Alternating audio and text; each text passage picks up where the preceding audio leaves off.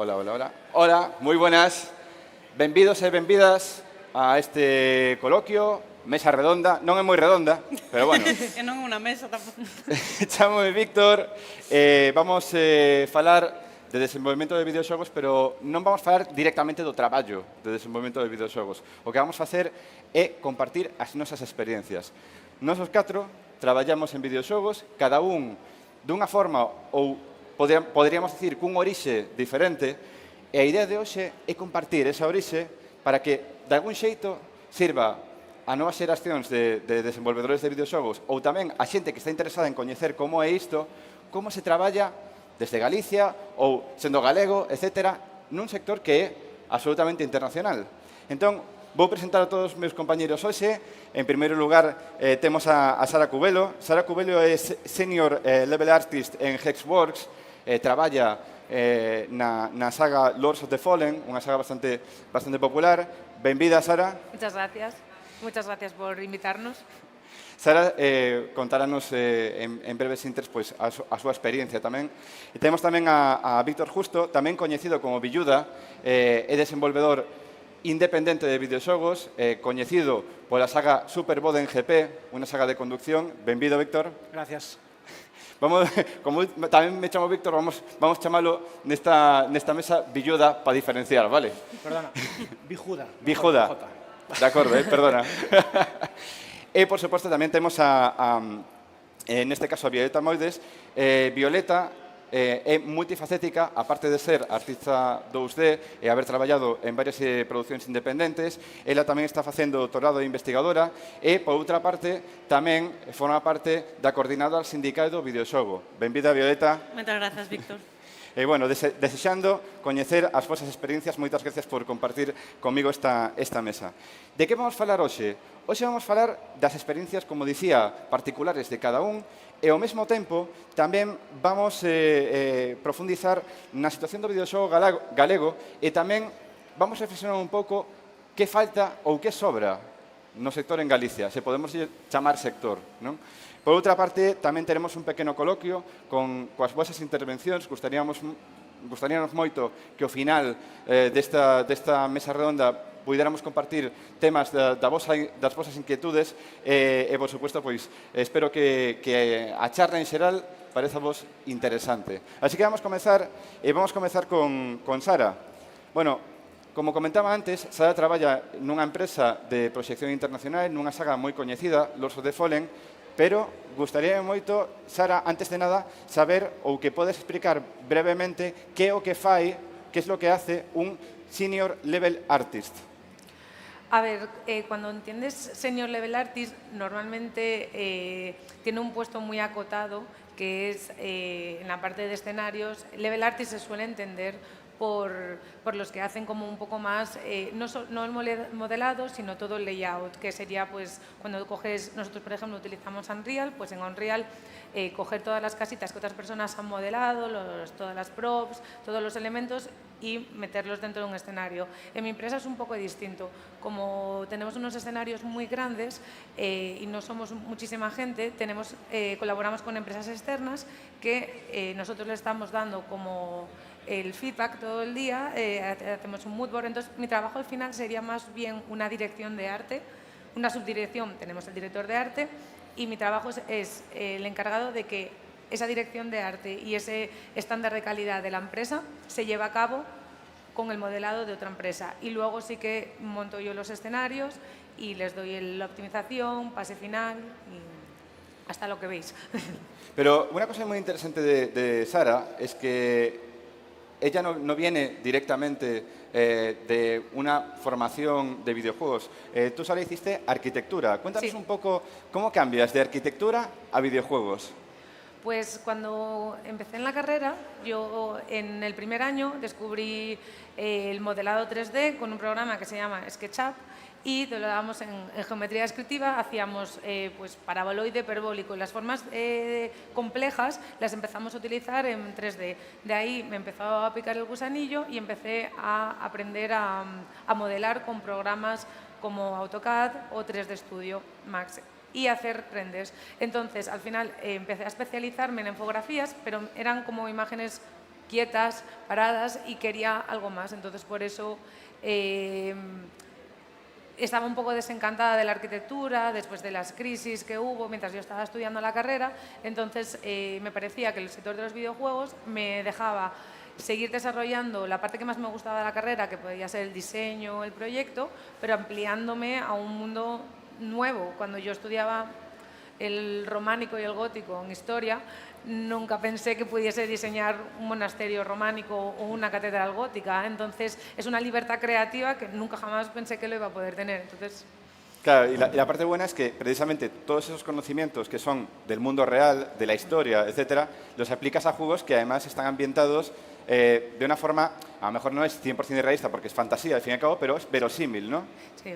Sí, exacto. El juego en el que yo llevo 5 años trabajando en esta empresa, hemos sacado el Lords of the Fallen 1, que es el de 2023, y ahora estamos desarrollando el segundo. Entonces hacemos un juego que es tipo fantasía medieval oscura, se llama. Pues suelen ser pues desde un prerrománico, fue como la época más antigua, hasta a un gótico tardío. Entonces, bueno, vas aprendiendo y siempre parto de una base real, teniendo en cuenta que es fantasía, que tenemos dragones y tenemos cosas que a veces que sabes que se escapan del mundo real. Nosotros tenemos dos realidades, entonces es una cosa completamente que hay veces que no siguen las leyes de la física, pero Claro. yo siempre intento poner una base real. Y bueno, en todo caso, Sara, tú trabajas desde Galicia. Sí. Y la cuestión es que trabajas desde Galicia en una empresa que es internacional. En Sí. caso es Hexworks, que pertenece a un grupo que se llama CI Games, Sí. que al mismo tiempo pues, tienen otros muchos estudios de desarrollo y más cosas. La cuestión es que entiendo que trabajas en remoto. ¿Cómo es tu experiencia trabajando en remoto? Porque claro, hablamos de producciones muy grandes, con muchísima gente implicada, donde hay que estar muy enchufado al proyecto. Sí.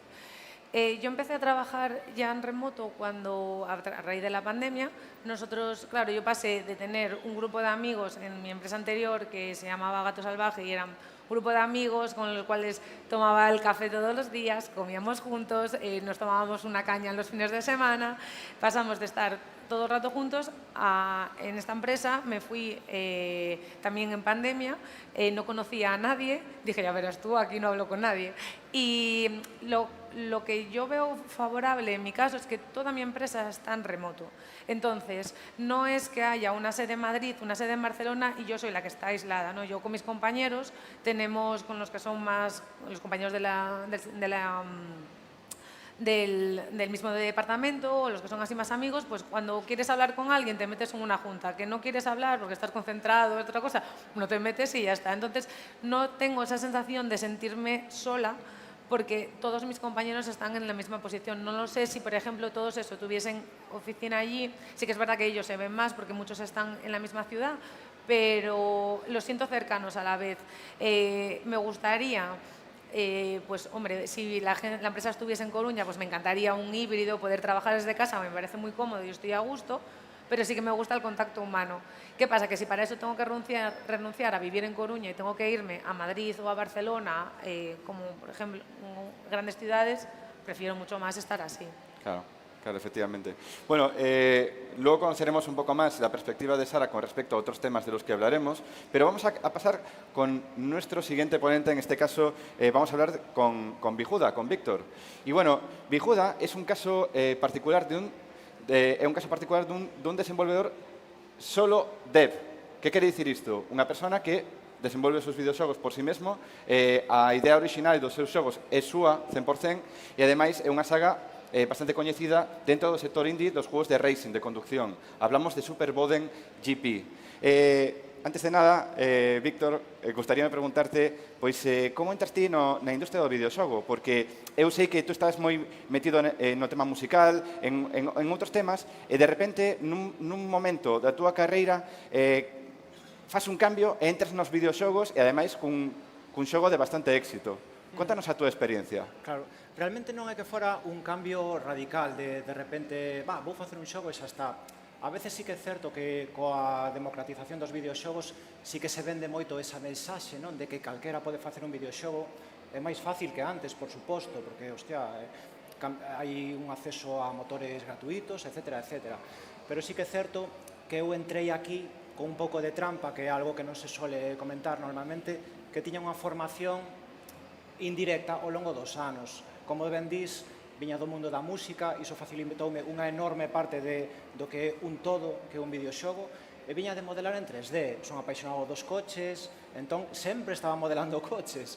E claro, xúntanse esas cousas, fago un xogo de coches, e un punto de partida moi ventaxoso con respecto a alguén que di, bueno, vou empezar no mundo dos videoxogos sen estudiar nada relacionado con estes. Debe ter unha formación que, seamos realistas, é moi longa. Facer un videoxogo é accesible, pero non é fácil tampouco. Fai falta unha formación para facer algo e dedicarse de forma profesional a isto moi longa. Claro, o tema é que falas de que ves do mundo da música e tamén tiñas coñecementos de 3D e tal, pero eu pregúntome, e a parte de programación, porque eu non sei se traballes en Unity, ali, pois, habitualmente fai falta programar ou coñecer C#, que é a linguaxe que máis se emprega. Como xa sabías programar? Aprendiches por ti mesmo? Como fixeches? A ver, hai que ser conscientes de que as linguaxes de programación son pura lógica, todas. Teñen moitas similitudes entre sí. Eu, nos meus tempos, sí que era moi de... Era un tío, sempre foi un rapaz moi curioso. Cando utilizaba MS2, utilizaba QBasic, F1, axuda, e aprendía... Claro. Dedicábame a aprender a linguaxe de programación. E sí que é certo que hoxe en día, que vivimos na época da información accesible para todos, temos Google, e con Google vamos aprendendo todo. Se un ten vontade e é curioso, pode aprender calquera cousa. Sí, leva tempo, cada persona funciona dunha forma, pero digamos que o rollo autodidacta sempre foi da miña man, dende rapaciño xa.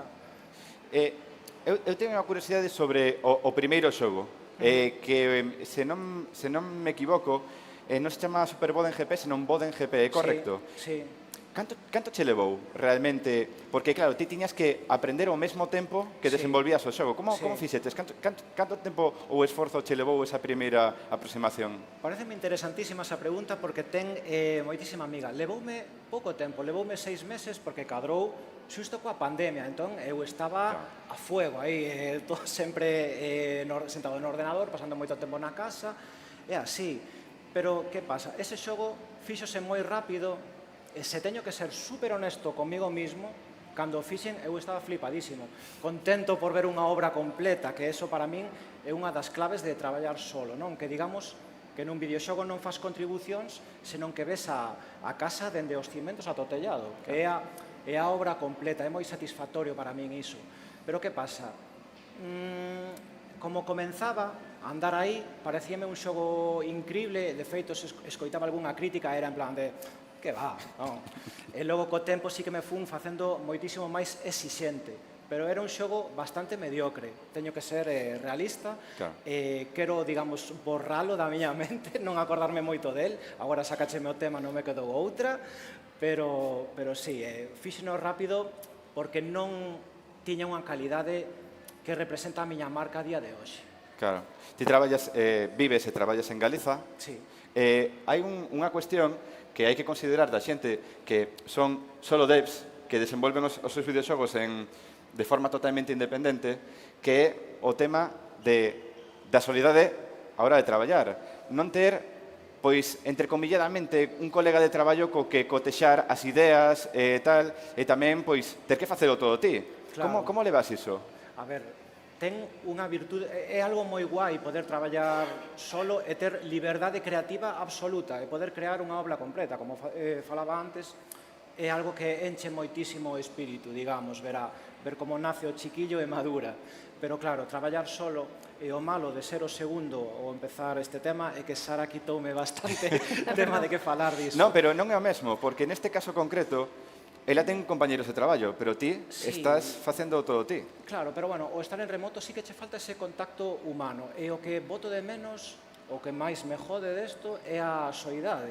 De feito, non ter compañeiros cos que falar cada día e dicir onte, pois, fixen tal cousa ou mira, isto non é o mesmo comentalo con alguén que é alleo a túa empresa que con alguén que está contigo no escritorio de enfrente, sabes? Bótase moitísimo de menos. De feito, os desenvolvementos solitarios moi longos, como no caso dos meus xogos, sobre todo nestes últimos, termínate pasando como factura, eso de estar tanto tempo solo. lévate a estar queimado. Sí que busquei formas un pouco de sanar, digamos, o espírito, por chamarlle de alguna forma, nese sentido. Unha cousa máis con respecto a isto é o tema. Na túa trayectoria no videoxogo, en algún momento planteaches a posibilidade de vou contratar a alguén que me axude con esta parte e tal, así podo centrarme nesto outro, así teño tamén un colega de traballo e tal. Algún vez o planteaches? Sobre todo agora. Antes non tanto, porque, bueno, por diversas razóns, sobre todo económicas, sempre é un risco meterse aí. E, de feito, teño moitas preguntas para vos que traballades con máis xente en equipos que me dan moita curiosidade, porque, por exemplo, eu se contrato a alguén para facer unha cousa específica, o rematar, digamos que fago agora, sabes? É unha cousa que me teño que plantexar moito. Cando empecé a facer xogos, digamos que sempre tiven o mantra de ter os pés na terra e facer un proxecto nin moi pequeno, pero nin moi grande para min solo. Intentei sempre dosificar iso. Pero claro, agora estou chegando a facer proxectos de certo nivel que xa é casi inviable facelo só, que costa moitísimo, e leva moitísimo tempo. Todos sabemos que levar moito tempo nunha mesma actividade, nun mesmo proxecto, hasta incluso faiche aborrecer o que estás facendo. Claro, efectivamente. Bueno, falaremos moito máis e coñeceremos a visión de Víctor despois no coloquio, pero vamos falar agora con Violeta, que ela é multifacética, non solamente traballa en videoxogos, senón que tamén investiga, está preparando un doutorado e ao mesmo tempo tamén forma parte da coordinadora sindical. Primeiro que todo, multifacética, un mogollón de cosas ao mesmo tempo, eres bastante xove tamén. Como te interesaches en entrar primeiro no mundo do videoxogo e tamén contanos un pouco a túa trayectoria ligada un pouco a estes tres aspectos. Que creo que te chamou a entrar neses ámbitos? A ver, eu creo que eu traballo en videoxogos porque teño claros problemas partenofiliais que non teño resoltos porque a min gústame sufrir no meu traballo. Eso, o sea, isto penso, sei que parece de coña, pero o penso moitísimo porque teño moi pouca experiencia traballando, non máis 4 ou 5 anos, e sinto que xa sufren algunhas hostias que non me esperaba para nada sufrir. A ver, interesame os videoxogos como lle interesan a moita xente da miña idade que os temos dende pequenas, as maquiniñas que as nosas nais querían quitarnos con moita razón pola súa parte. Eu dende sempre dibuixei de alguma maneira como que bueno, nese momento en bacharelato que tes que decidir xa como que vas a facer no resto da vida porque parece que tes que decidir a carreira e non hai máis alternativas. Gracias ao meu tío José que descubrín un grado en Valencia en Belas Artes que é na pública porque este era un tema moi relevante nese momento que a gran maioría de carreiras de videoxogos que antes non existían, as que existían polo 2018 eran maiormente privadas, a que había pública era en Castellón e a miña nai díxome, ti queres vivir en Castellón? Eu a verdade que non tiña ningún tipo de interese e xusto como o ano seguinte abriuse a pública en Coruña e foi como, joder, macho, por un ano, pero bueno, xa fun en Valencia que era unha carreira de Belas Artes pero que tiña 3 asignaturas dedicadas a videoxogos. Eu dixen, bueno, veña, pois palante. E a partir de aí comecei a facer prácticas nunha empresa valenciana que chamase Chibi, que son os que fixeron Summer in Mara e Mikas and the Witches Mountain, e de aí foi como para alante. O que pasa, e por iso agora estou traballando, porque o meu traballo a día de hoxe o que me dá de comer é que teño un contrato de investigación na Pompeu Fabra, en Barcelona, porque primeiro, Barcelona é un dos outros neurálxicos neste estado, xunto con Madrid, pode ser quizáis Málaga e Bilbao, no que hai suficiente diñeiro como para que exista como un sector, unha escena do videoxogo e tamén hai pois empresas e universidades e organismos dedicados a iso que quizáis é algo que aquí de momento non vemos tanto e podo, o sea, porque recibo unha beca da Generalitat de Cataluña, podo dedicarme a investigar o videoxogo, que ademais o que eu fago é análise pura de ludonarrativa de videoxogos e escollín ese camiño porque despois de pasar por varias empresas e varios procesos non vía que o desenvolvemento de videoxogos sexa unha carreira laboral que me permita ter un plan de vida e construílo. Xa non o vía viable en Coruña no seu momento, cando era máis nova, non o vexo viable a día de hoxe. Dende 2022 ata agora, todos os meses estamos presenciando EREs en moitas empresas. Hai moitas empresas que eran moi icónicas no sector español, como era Tequila, como era Péndulo, como era Novarama, que pecharon. Cada día, o sea, isto paixa moito máis do que nos imaginamos. Creo que a dinámica de traballar, antes era solo India, ahora creo que tamén aplícase ás grandes proxectos de AAA ou de móvil. Non é un sitio no que podes esperar ter traballo daqui a un ano, porque os despidos, por desgracia, gracias á obra do señor Mariano Rajoy, son moi baratos neste país, e as empresas abusan de eso. Entón, vendo o clima, eu pensei, a verdade é que a min sí que me gusta facer videoxogos, pero un pouco as cousas como máis dolentas, que a veces xa confundo o catalán co galego, perdón. Sí. Máis malas do proceso, que é a inseguridade, o crunch sistémico, porque segue pasando, aínda que a xente diga que non. Eu non quero que algo que adoro facer, que dibuixar e facer arte, sexa algo que me cause dor. Claro. Polo tanto, tiven a magnífica oportunidade de poder como dar o viraxe á universidade pública, e agora, polo menos ata setembro de 2027, teño traballo, despois xa veremos, porque quero poder facer videoxogos pola miña conta, quero poder ir a Game Jams e facer cousas. E disfrutar do proceso de hacer xogos e tal. Bueno, queda moi claro, polo teu background, polo tua orixe dentro do sector e tal, os motivos que che levan a contribuir na coordinadora sindical do videoxogo. Preguntábame tamén, falaremos do sector despois, pero preguntábame tamén na túa área de investigación, se podemos saber un pouco máis que estás a investigar en concreto. Pois eu agora, a miña tese doutoral, porque non é como o tema que máis me apaixone, que a veces soa raro para unha tese, pero a verdade é que unha tese doutoral é máis parecida ao carne de conducir que a gran obra da túa vida. Eu estou investigando imaginarios en videoxogos independentes occidentais, como falan dos temas arredor de crecer e de madurar, de converterse adulto na sociedade. Por exemplo, analizo cuestións de raza, de etnia, de inmigración, analizo cuestións de identidade de xénero, de orientación sexual, do mundo queer, analizo cuestións de clase, de traballo e mundo laboral, tamén imaginarios arredor do cambio climático, da crise e da ansiedade ecolóxica, e tamén toco temas de, o sea, como vexo como se tratan temas de saúde mental, neurodivergencia e discapacidade. É dicir, todos estes temas que acabo de comentar, ver de que maneira se reflexan nun corpus de videoxogos que a día de hoxe ten 36 títulos de momento, porque máis non me dan, e son bastantes. Entón, vexo eso, de que maneira esta nova jornada de videoxogos indies dende 2012, que beben moito da crise económica que tivemos no 2008 e tamén da crise de 2020 da pandemia, ver como tratan e como reflexan esos temas. Me parece, a título personal, un tema moi interesante. Bueno, lamentablemente creo que non vamos ter tempo despois para que me contes máis, pero xa falaremos por aí por chat ou como seña. En todo caso, antes de pasar co coloquio, vou falar da miña experiencia. Bueno, eu chamo Víctor Fernández, tamén algúns me coñecen como Víctor Develops, porque dáseme por crear tamén contido alrededor da miña profesión. Eu sou un deseñador de videoxogos. O deseñador é a persona que deseña as mecánicas dos xogos, como funcionan os xogos, cales son as normas, non?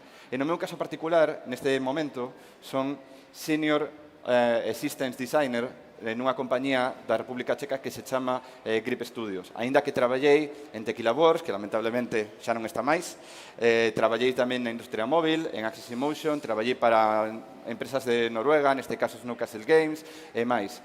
Levo traballando en videoxogos desde hai 11 anos, e a verdade é que, bueno, considero-me un afortunado, sobre todo considerando as circunstancias do sector actual, das que falaremos despois. No meu traballo, basicamente, o día a día ven ser máis traballar co xogo a nivel conceptual e tamén integrar algunhas das mecánicas de xogo que van facer ou van conformar a idea completa de xogo. no que a miña responsabilidade principal é, sobre todo, traballar na idea xeral e como os diferentes sistemas van funcionar entre sí, como a progresión vai funcionar e, sobre todo, como se lle vai expresar iso ao xogador, de forma que todo seña fácil de interpretar, todo seña fácil de entender, pero ao mesmo tempo sexa desafiante e ao mesmo tempo tamén divertido, non? É parte da miña responsabilidade. Pero ao mesmo tempo, como comentaba antes, tamén creo contido en internet sobre estes temas. Normalmente especialízome en vídeos ou contido que ten que ver co deseño de xogo. Explicalo a xente que non está metido no mundillo do videoxogo. Pareceme un reto, e se os digo a verdade, pois eu, dentro do meu hobby, é como o meu soño tratar de aproximar o deseño de xogo á xente de a pé para que entendan por que as decisións de certos xogos, etc. Porque habitualmente, bueno, cando lemos unha crítica ou un análisis, antes falábamos con Víctor, ¿no? Das críticas aí dos xogos iniciais e tal, os xogadores poden ser moi crueles coa súa expresión, que poden estar malas cousas, por suposto, pero a veces son moi crueles, pero eu penso, joder, se coñeceran un pouco máis do porqué das cousas, pois igual non eran tan agresivos ou tal. Unha tontería, non? Pero, bueno, en xeral, considérame un afortunado, traballo no que sempre soñei e demais. Víctor, que estudiaches para traballar en videoxogos? Este programador ou este... Non. A verdade é que eu aprendí a programar de forma autodidacta e non hai tanto tempo. Eu, ao principio, empecé simplemente deseñando a parte conceptual dos videoxogos. Pouco a pouco fume metendo un pouco no sector. Estudiei comunicación audiovisual na Universidade da Coruña nesa facultade de comunicación o segundo ciclo da carreira iba sobre todo de interacción, multimedia e videoxogos tamén. Aprender a manexar motores de render, empezamos con Unreal Engine 3. Xa teño uns cantos anos, O caso é que un pouco dali, ao mesmo tempo, ia facendo game jams, viaxando por toda España e tal, coñecendo xente e tal. E esa forma un pouco, tamén, en certo modo autodidacta, porque na carreira non nos enseñaban tampouco como se facía un videoxogo per se, senón fundamentos, sen máis, non?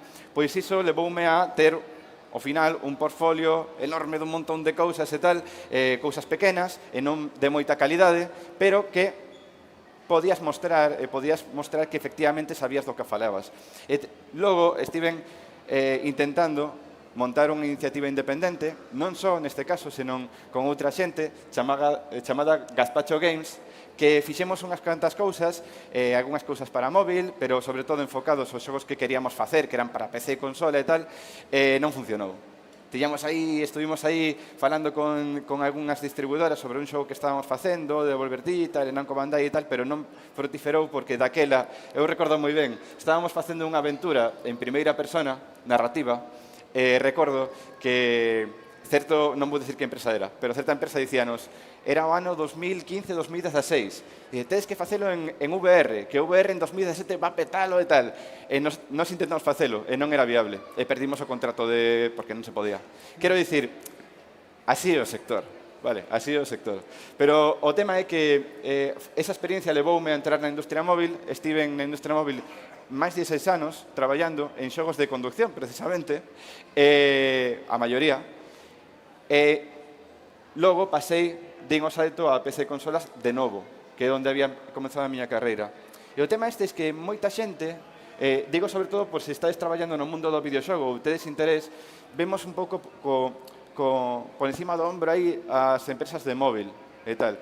É verdade que non é o modelo de negocio, ao mellor máis, poderíamos dicir, creativo ou non, ou que aún pode chearlle máis facer ese tipo de xogos. Pero a verdade é que aprendí moitísimo ali. Aprendín de como funcionaban os sistemas, como xestionar economías complexas de xogo e moitas cousas complicadas. E o caso é que todo iso levoume a poder especializarme en algo que é moi útil nos videoxogos de PC e consola, e gracias a iso puiden dar o salto. Que quero dicir con isto? Aínda que teñades diversas orixes, como hoxe podemos ver aquí, que empezades traballando para empresas grandes ou primeiro indies e logo grandes, que sodes solo devs, que estades intentando participaches en xogos, estades intentando cambiar o videoxogo de alguna forma ou cambiar a industria, ou como a min, que fixechedes xogos para empresas móvil e tal, o camiño existe realmente e podedes cambiar a cara ao que queirades sempre e cando pois sexades capaces de moveros, ter un pouco de sorte e moveros hacia o lugar que queredes ir. Esa é un pouco a miña orixe, pero non vos vou aburrir máis con isto. É momento de hablar das cousas importantes. Vale, vamos a empezar falando un pouco da industria. Precisamente, Violeta, falábamos da situación precaria actual, e é certo, estamos nun momento de crise na industria do videoxogo, e non é unha crise de Galicia, é unha crise mundial. Neste momento o videoxogo está atravesando unha situación non é tampouco de crecemento, porque a industria non está decrecendo en termos brutos de ventas de videoxogos e tal, pero sí que estamos nunha situación de que a industria foise reconfigurando con moitos temas diversos. O tema da crise da pandemia, o tema da inteligencia artificial e outras moitas cousas. Moitas compañías están a despedir xente e todos, en maior ou menor medida, estamos sufrindo esas consecuencias. Primeiro que todo, gustaríame preguntarvos, e abro a pregunta para todos, pedídeme paso, como pensades que está en este momento a industria e como vos afecta particularmente a vos? Claro, no meu caso, digamos que solemos estar nunha especie de burbulla, non? Como que estamos, ou estar un pouco en todo, temos o foco no que estamos facendo no noso proxecto. Entón, tampouco nos afecta tanto, pero, bueno, sí que procuramos estar pendentes e informados. O análise da industria tampouco podo dicir moito, porque eu non traballo para outros, non sei a panacea, non sei a solución. Pero, claro, iso lévame a que, pese a que eu comecei a traballar solo por accidente, digamos, hoxe en día é por decisión, sabes? É o que máis me gusta, é o que máis me fai sentir cómodo e me dá esa seguridade. Sei que a miña empresa vai pechar cando eu a peche, non cando me pille por sorpresa. Eso é verdade, pero ti notas de algún xeito que as ventas dos xogos, por exemplo, que faz, etc., ou a percepción, as wishlist, cambiaran con respecto á situación? Non, realmente, porque creo que estamos, digamos, a veces sí que é a mesma industria, pero estamos un pouco en dimensións diferentes. Penso que, sobre todo, a crise da industria está impactando en empresas máis grandes, que manexan presupostos máis grandes, xogos con grandes presupostos, pero non os indie, creo que un pouco hai un mundo aparte aí dentro que, por sorte, toco madeira, non se...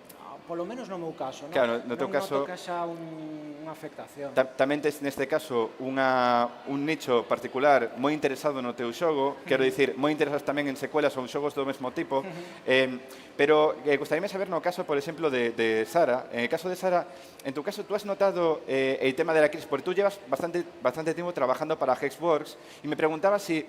¿Cómo impacta en empresas grandes o de vuestro tamaño la crisis? También trabajas mucho con outsourcing, con otras empresas que trabajan al mismo tiempo con vosotros y tal. ¿Cómo se ve desde ahí? Pues nosotros, en nuestro caso, bueno, ahora mi empresa ahora es CI Games, porque antes era Hexworks, CI Games era la matriz y ahora nos ha unificado. En nuestro caso, por ejemplo, sí que seguimos la misma plantilla. Un poco lo que hablaba antes de nosotros trabajamos con empresas colaboradoras es porque quieren intentar tener el mínimo núcleo posible de gente trabajando en la empresa para que si las ventas no son como deberían de ser, por ejemplo, no tengamos que echar a un grupo grande de gente, simplemente pues hay empresas externas que funcionan mejor que otras y en el siguiente proyecto se haría así. Pero al final tú estás viviendo un clima que está tenso. Yo, por ejemplo, yo estoy a gusto en mi empresa, me gustaría seguir ahí, pero recibo de vez en cuando mensajes de recruiters, pero a la vez el hecho de cambiar de empresa a mí me da vértigo. Tenemos un caso muy reciente de un compañero nuestro que es un artista brillante, le ofrecieron un proyecto muy interesante, estoy hablando de hace un mes, en una empresa, no vamos a nombrarla, pero sueca. Bueno, pues se marchó de nuestra empresa con 2 semanas de vacaciones y en la semana que se iba a incorporar, la empresa cierra proyecto, cancela un montón de proyectos y tuvimos la mala suerte, porque normalmente encontrar un rol muy específico lleva tiempo. Bueno, pues tuvimos la mala suerte de que ya teníamos a alguien encontrado, o sea, la mala suerte y la buena, de que, bueno, oye, pues para esa persona está bien, pero claro, en mi empresa de repente ya no había ese puesto vacante y tenemos una persona que se marchaba a otra empresa a teletrabajar y ahora mismo se ha quedado en el paro. Que es ya te digo, es un artista brillante, no creo que le vaya a tardar mucho tiempo. Pero claro, te pones en el riesgo de ¿a qué empresa me voy? Porque las empresas grandes siguen contratando y siguen contratando a mucha gente y de repente hacen un despido masivo. Sí. Entonces, a mí me da un poco de riesgo a la hora de... No soy una persona igual de... Me gusta cuando asentarme en un grupo y desarrollar carrera ahí, pero también te da miedo salir a otro sitio y que te pueda pasar una cosa así. Y lo entiendo perfectamente porque yo precisamente padecí recientemente unha situación de ERE. Eu estaba traballando en Tequila Works, empresa que tristemente xa non está. Estábamos traballando máis de 150 persoas en dous proxectos, logo despediron uns cantos e pasaron o resto para o noso proxecto e tal, un xogo AAA, estábamos en preproducción. Estábamos cumprindo as milestones. As milestones son como as entregas que ti tes que facer a empresa matriz, neste caso eran os chinos Tencent. Non? Cumpríamos todo perfecto, todo guai, e dun día para outro acabouse. Foi unha sorpresa moi desagradable. E precisamente, nesa sorpresa desagradable, tivemos a inmensa sorte de que a coordinadora sindical do videoxogo axudounos. Gustaríame preguntarte a ti, Violeta, neste caso, como estades vivindo desde ese lado a crisis actual do videoxogo, porque é verdade que está afectando, por suposto, a España e demais, pero é internacional, e gustaríame saber un pouco como estades levando, porque tedes moito traballo últimamente, lamentablemente, Sí. non? Lamentablemente, sí. Bueno, CESBI naceu hai 2 anos e nacemos simplemente pola situación que se daba en España de que había 2 patronais que son DB e EBI e non había ningunha resposta sindical. Co cal era necesario. Xa houve unha intentona hai tempo con Game Workers United, que era unha que había a nivel internacional de facer unha sección española, pero bueno, agora estamos...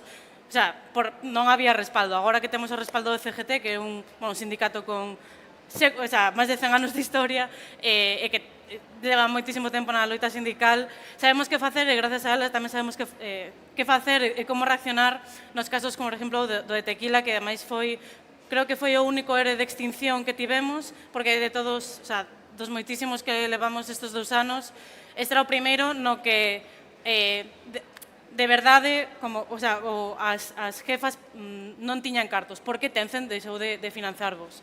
Porque moitas veces, por exemplo, como pasou en King, que King é a empresa que fai o Candy Crush e que é propiedade de Microsoft, que é todo o dineiro do mundo, vale? Plan, pois esa King xa leva 2 EREs nestes últimos anos, e non leva máis porque polas condicións que negociamos no ERE non podes facer máis dentro do ano, pero xa levan, creo que foron como EREs de 35 ou 45, números así, alegando que non tiñan cartos, que Microsoft non ten cartos para manter a esta xente. E no caso de aquilo un pouco parecido, en plan, como Tencent non vai ter cartos para manter a este equipo, ademais, coa importancia que tiña Tequila en España, que o Rime é un dos xogos insignia que, de feito, na presentación do libro blanco do videoxogo deste ano, poñíase como exemplo de éxito internacional español. Sí. Como pode ser que unha empresa tan importante para o contexto español, as súas IPs acaben subastadas entre 150.000 euros a calquera que as quera pillar? Como pode ser que Tequila a compra o 70% Tencent, e claro, como o 70%, como, bueno, que eu considero, porque ademais, claro, non unha empresa que se rixa polas leis españolas, porque é de fora.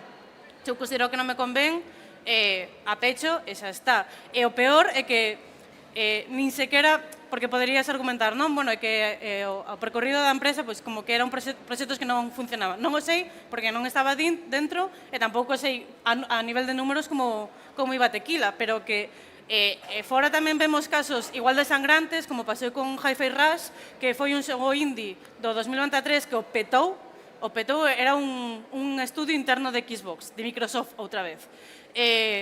Foi un xogo que de verdade o petou a uns niveis que nos podíamos imaginar. Bueno, pois un ano despois saía a noticia de que Xbox decidía non continuar con este estudio e que o pechaba. Como, vale, da igual o que fagas, da igual se tes...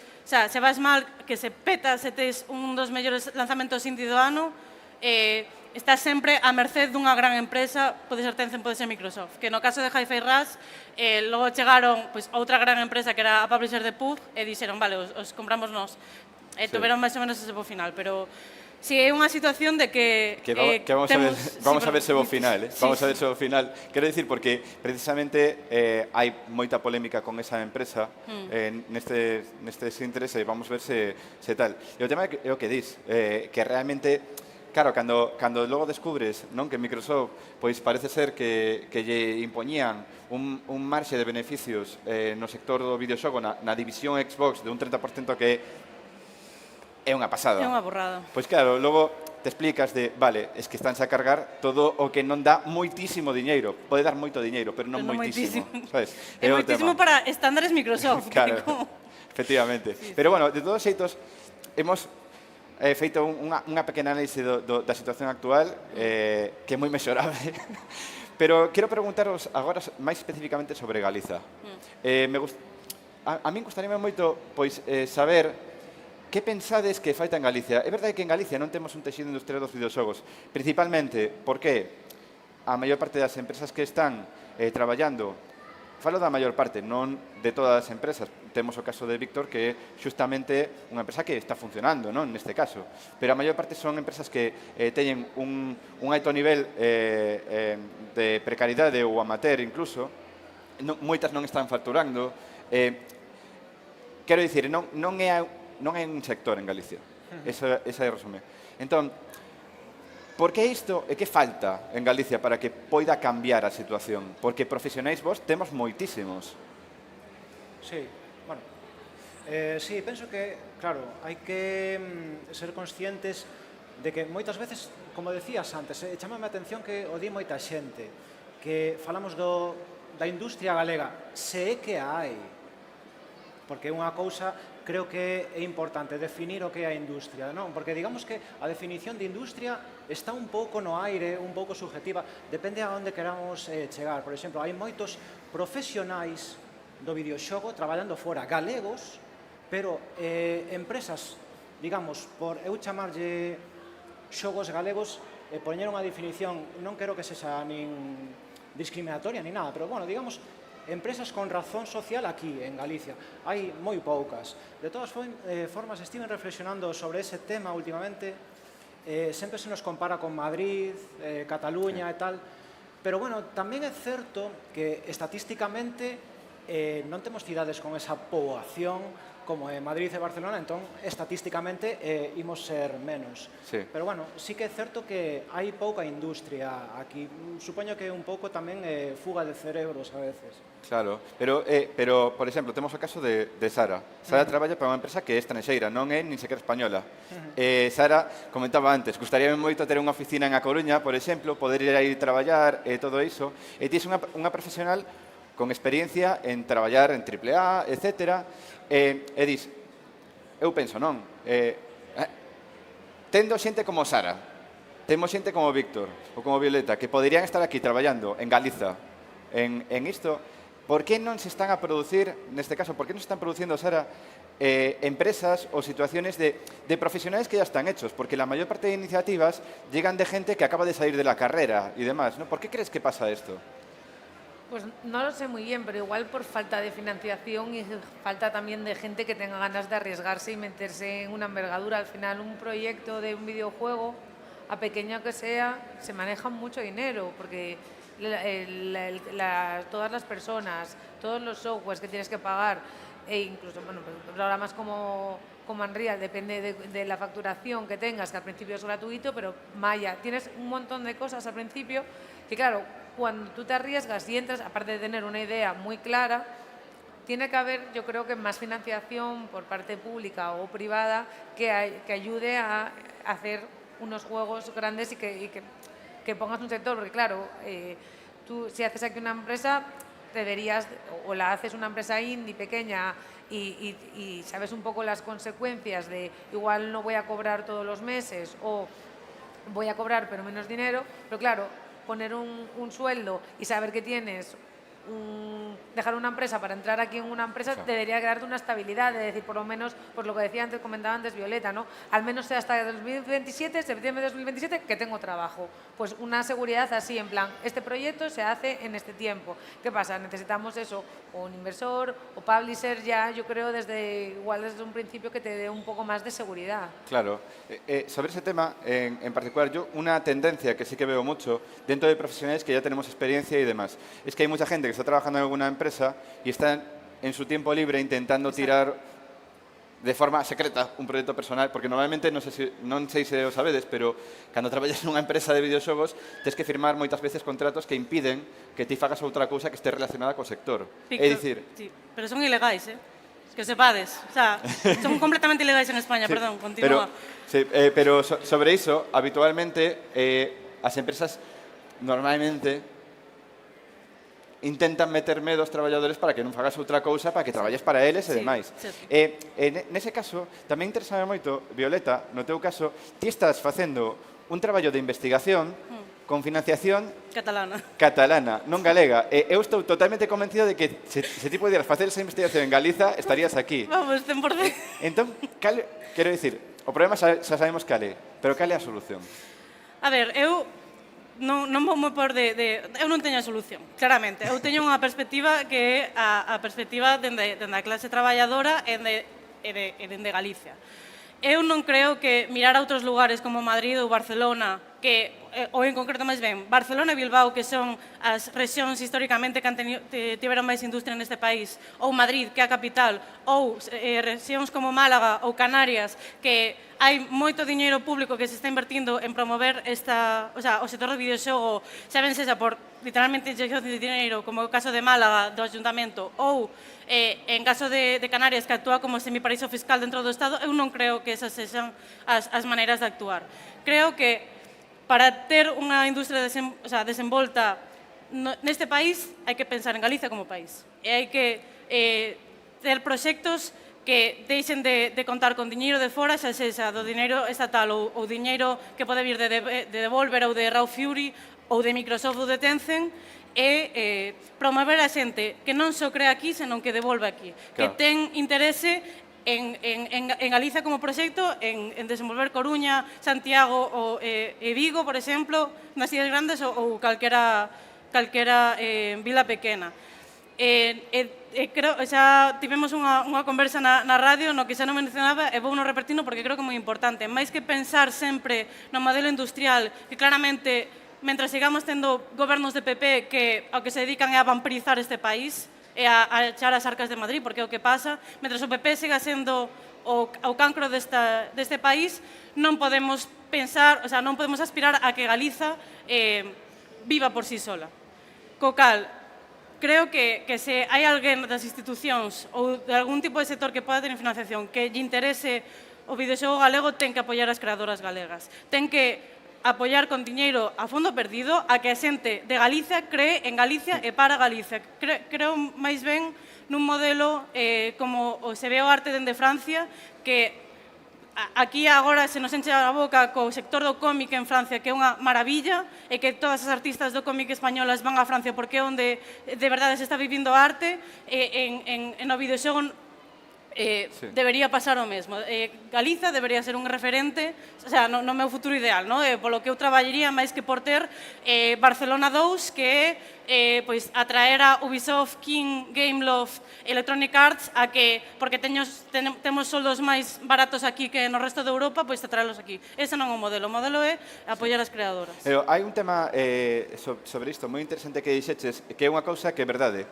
A realidade, por exemplo, que temos en Galicia non é a mesma que a que ten en Madrid ou en Barcelona ou en outras cidades, non? Temos unha realidade non solamente económica diferente, tamén cultural e moitas outras cousas, non? E o que quero dicir con isto é que neste intre, todos os anos, hai unha subvención do Estado que ten que ver non solamente con videoxogos, metendo no Bateburrillo podcast e non sei que máis, que non ten moito sentido porque son cousas diferentes, vale? Pero o rollo é que normalmente, a maior parte desas subvencións chegan a empresas que teñen unha situación que realmente poden dan un xeito de volver xente que pode contratar, por exemplo, ou cousas así. Que quere dicir iso? Que os lugares onde hai empresas que mellor funcionan, Madrid, Barcelona, incluso Canarias agora que teñen unha historia aí montada e tal, copan as subvencións. Eu o que penso é que realmente tal vez as subvencións deberían ir regionais. É dicir, hai partida para Galiza, partida para o País Vasco, partida para Madrid, partida para ta. Por qué? Porque deste xeito cumpres coa realidade que temos no resto de España, non? E claro, o tema é ese. Como vai acceder fulanito que acaba de sair da carreira, teñen un proxecto prometedor con 3 máis e tal, como van a acceder a algo que co que están a competir empresas como Meuco e Steam, por exemplo, ou empresas que xa levan consolidadas moito tempo en Madrid, teñen moitos traballadores, etc. É imposible. Entón, é iso. Hai un modelo que a min gústame, tive a experiencia porque traballei nunha empresa de Noruega, que en Noruega hai unha institución chamada o National Film Institute.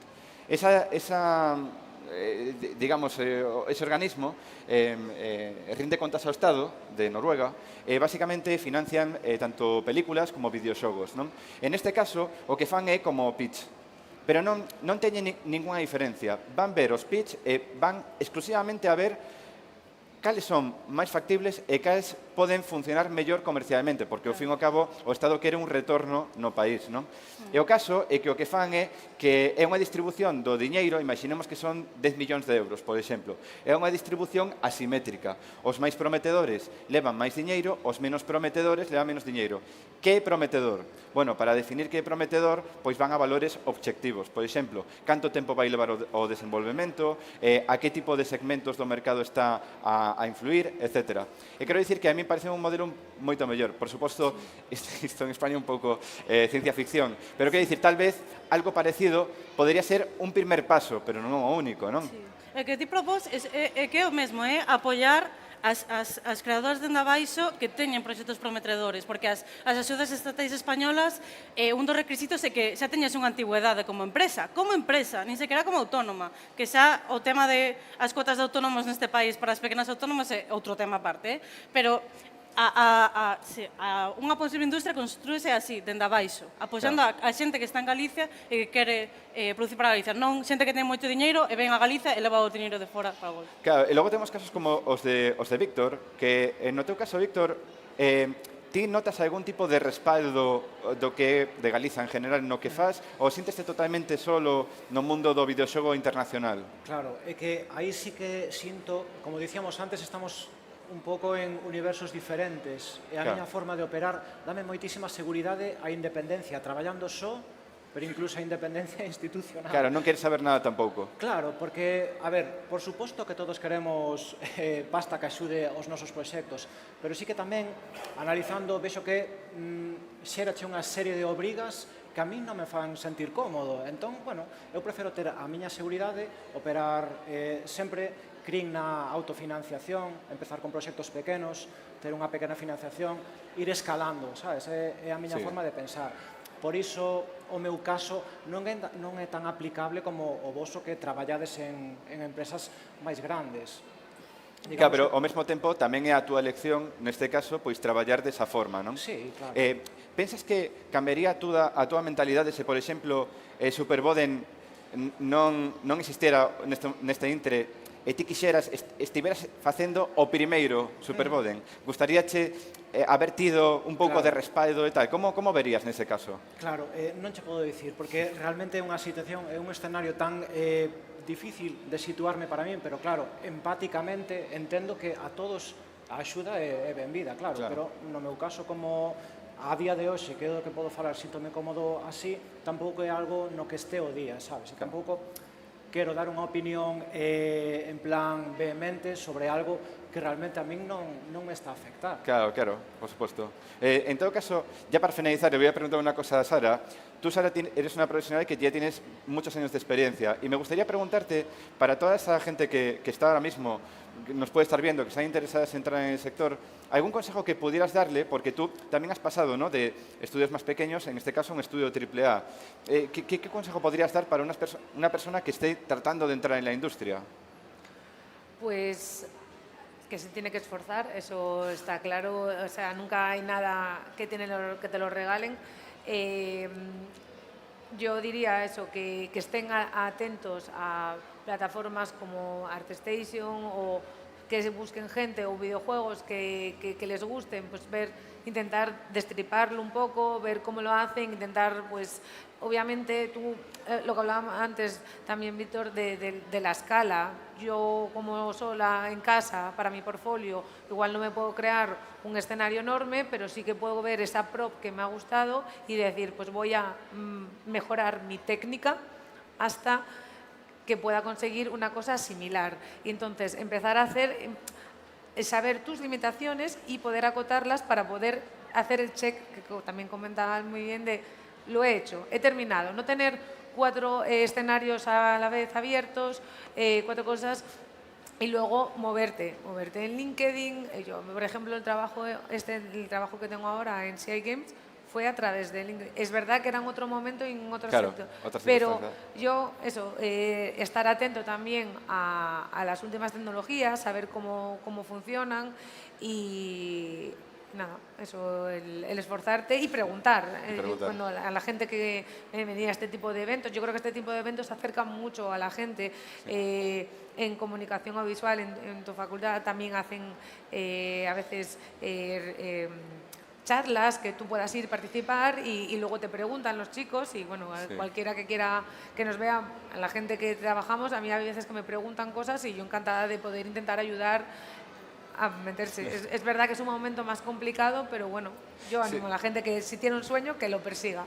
Sara está a facer referencia a un colectivo de desenvolvedores de videoxogos que estamos en Galicia. Non é unha asociación, é un colectivo, simplemente nos unimos de vez en cando para compartir un pouco experiencias, que se chama Gaga Devs ou GG Devs en español, non? Normalmente facemos un pouco eventos, non? Donde nos reunimos e invitamos a xente como Sara a falar da súa experiencia e cousas así para tratar precisamente de tratar de construir un pouco o sector en Galicia. Se non hai sector, pois haberá que facelo, non? En todo caso, neste momento da charla hemos terminado un pouco coa mesa co tema de debate principal, pero gustaríame moito darvos a palabra a vos. Se tedes algún tema que irades traer agora para que comentemos ou se tedes algunha pregunta. Así que invito vos, por aí temos unha pregunta.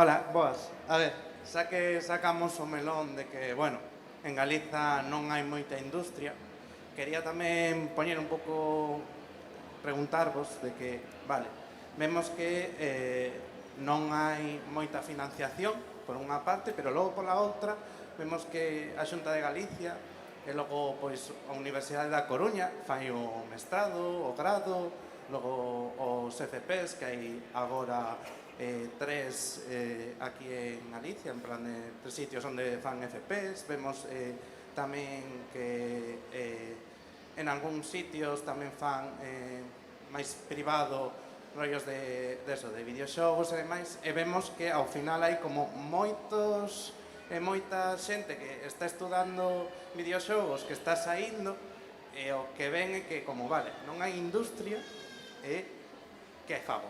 Claro. O primeiro que fan é, pois, irse fora. Eu teño moitos compañeiros que o que han feito é irse pois a Barcelona, a Madrid e todo isto. A miña pregunta é, vale, vemos que por unha parte non hai axudas e pola outra é como que hai moita, digamos, oferta de que imos facer moita xente que fai videoxogos e demais, pero, en plan, como absorbemos todo iso? Claro. Moi boa pregunta, e precisamente un dos problemas que temos. Non? Temos moitísimos cursos e moitísima formación, pero non temos forma de absorber iso, non? Claro, é que é o que estábamos falando, que o tecido industrial ten que crearse pensando en vos que acabades de salir. É moi importante que o Grado da Coruña exista, o mestrado dos FPs é moi importante, está moi ben que exista, así como existen estes eventos. Sen un apoio institucional serio, comprometido, que de verdade que non busque replicar Barcelona ou Madrid ou Bilbao ou Málaga, que é petalo, seguir co mantra que é mentira de máis que a música o cine xuntos, que se factura, que é mentira. Necesitamos un Estado, necesitamos unha Xunta de Galiza, que unhas diputacións, unhos concellos, etc. As infraestructuras territoriais que aboguen por vos, asumindo que vos equivocaredes, que fallaredes, que igual farán cousas que a eles non lle agradan ou cousas que non entenden. Hai que apoiarvos a vos concretamente dende abaixo e sen ningún tipo de reserva, asumindo o que falaba antes, que se vai perder cartos, pero que non se pode, o que non se pode pretender é que do día á noite teñamos unha réplica do que está pasando en Barcelona, que realmente estando dentro, tampouco vos creades que hai, por suposto, hai axudas da Generalitat, incluso hai unha patronal catalana e hai como cousas, o sea, incluso axudas para traducir ao catalán, ¿no? Que están moi ben, por favor, que siga existendo. Pero o núcleo de Barcelona non o construiu só a Generalitat, a construiu unha Generalitat que permitiu nese caso que viñesen moitísimas empresas grandes. Non abogar por eso, senón abogar porque vos construades este país, creo que é o camiño. Eu, o sea, aquí, perdón pola faltada, pero que igual non só queda votar, senón, o sea, votar nas eleccións e deixar de votar ao cancro do PP, senón tamén xuntarnos entre nosotras, afiliaros ao sindicato, traballar e crear, apoiarse mutuamente, repartir os beneficios, sabes, crear un tecido de creadoras de videoxogos que se apoian entre elas e que o obxectivo é buscar a mellor situación para todas, non que unhas o peten. Vos queredes opinar sobre o tema da... Bueno, académico sobre a pregunta de Rafa, penso que sí que parece que só contemplamos opcións de traballar en outras empresas, pero no meu caso, que do que eu honestamente podo falar, sempre queda a opción de emprender. Podes emprender. Sempre, en ese sentido, sí que fai falta certa financiación, pero sen ánimo tampouco de contrariar, porque insistindo en que somos, digamos, formas de operar diferentes. A miña sí que eu son das persoas que creen que se pode neste sector facer grandes cousas tamén con moi poucos recursos sí se pode, pero penso que sobre todo o que falla a hora de emprender non só é cuestión de talento, dedicación e esforzo, que sí que é importantísimo, pero creo que o que máis falla aquí, sobre todo nesta industria, que case non hai grises, que hai éxitos ou fracasos, case ninguén se queda no medio. Creo que o problema é a lectura do mercado. Normalmente subestímase, eso parece, baixo o meu punto de vista. Hai proxectos que eu vexo que, por exemplo, alguén empeza a facer, pois vou facer un Fortnite, vas fracasar. Eso xa non se me ocurriría, porque digamos que é meterse nun mercado que ninguén quere xogar o xogo que é case Fortnite. Sí, porque vai xogar Fortnite. xa hai xente que fai mellor que tú. Claro, entón é un pouco máis que unha cuestión de talento, de esforzo, é unha cuestión de acertar por onde te tes que mover. Por suposto que hai un componente de sorte, pero bueno, a veces non é podes ter sorte unha vez, pero unha, dúas, tres, xa non. Digamos que poría especial hincapé en acertar no mercado, na lectura do mercado, e nunca subestimar a opción de emprender, que no noso caso sí que hai posibilidade de con moi pouco empezar. Queres aportar algo? No sé qué es por dejar tiempo a que haya más preguntas. Tenemos una pregunta por allí. Hola, bos días. Bos días. Eu porque xa estou dentro do sector, son programador para fora tamén, pero para a xente que non está dentro do sector creo que lles está despintando un panorama horrible. Eu se estivera fora non entraría. Entón, por animar un pouco o ambiente, se podedes dicir tamén algo bo do sector para animar a xente a entrar. Gracias. Sí, vou empezar eu, se os parece. Moi boa, a verdade, aplauso para este rapaz. Tes toda a razón. A verdade é que nos poñémonos neste punto de vista porque é verdade que hai moita injustiza, pero tamén moita precariedade no momento actual da industria. Ti traballando, seguro que o estás a ver tamén no sector, é verdade. Agora ben, existen as oportunidades? Bueno, neste caso, Víctor falaba de certas oportunidades. E no sector tamén existen oportunidades. A única cousa é que hoxe en día é un pouco máis difícil acceder a esas oportunidades que antes. Se antes tiñas que destacar a un 100%, é dicir, tiñas que demostrar que eras moi hábil ou moi apto para o papel, hoxe tens que facer o 110%. Por qué? Porque hai moita xente que ten moita experiencia que está a aplicar tamén, porque hai moita xente que se está a quedar sen traballo. Quere dicir eso que o videoxogo é un caso perdido? en absoluto. Eu penso realmente que a situación que estamos a vivir é unha situación circunstancial de X anos, que nalgún intre vai volver. Por qué? Porque todo o mundo quere xogar. Todo o mundo quere xogar e os videoxogos estánse a consumir igualmente, e cada vez máis. Aínda que estean a despedir, etc., cada vez se venden máis videoxogos. O caso é, precisamente, pois, pasar un pouco a tormenta, pero seguir intentando. Eu, cando me veñen xente que está empezando a preguntar, Víctor, tal, como... Eu digolles, segue. Sei que é moi difícil e moi frustrante. Precisamente a Violeta falábamos da súa experiencia, que ela tamén estivo intentando e tal, pero a única maneira é insistir, e pódese facer. É como reducir a estadística de mala sorte. Sí. Se intentas moitas veces, tiras un dado a máis. A min gustaríame engadir que, por fortuna, neste sector está cheo de xente maravillosa.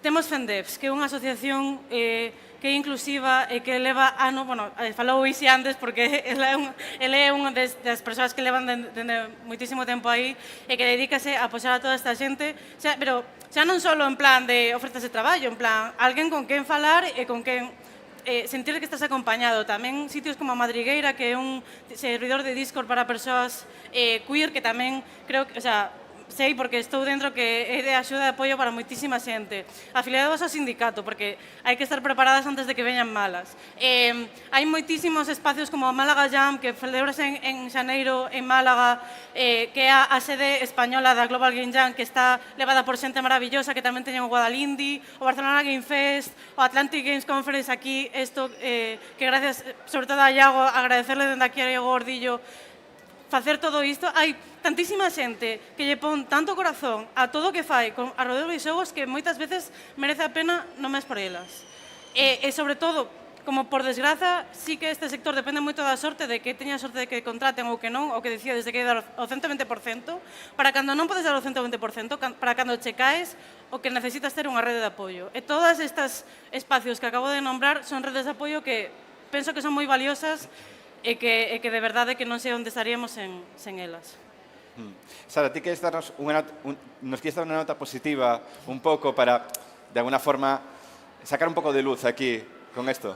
A ver, al final es lo que dices, nosotros consumimos videojuegos y cada vez se tiende más a usar tecnología, incluso cualquier tipo de aplicación va a tender también incluso para aprender cosas, como pueda ser un Duolingo, que quiero decirte, cualquier cosa va a tirar un poco más a la jugabilidad y a meter en distintos sectores. Por ejemplo, en el sector de los videojuegos, yo veo que también hay dentro de los videojuegos, dentro de la parte, por ejemplo, de escenarios, que las mismas tecnologías que se están utilizando en videojuegos también se están utilizando en cine, en series como pues, Mandalorian. Entonces, quiero decirte, si a ti te gusta algo, persíguelo y vas a encontrar la manera de hacerlo. Yo cuando estudié la carrera, yo quería hacer arquitectura y la estoy haciendo.